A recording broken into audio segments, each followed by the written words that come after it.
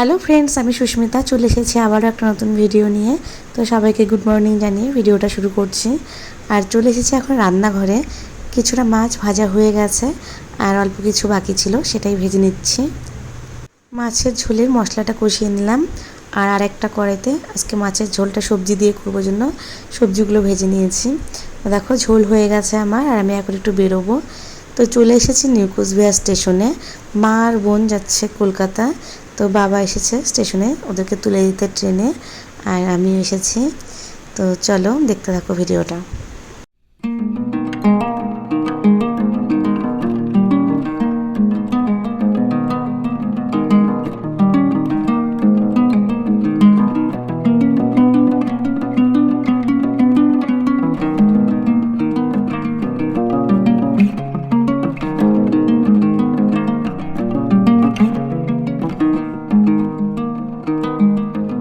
মা আর বোনকে ট্রেনে তুলে দিয়েছি, তো এবার ট্রেন ছেড়েও দিবে।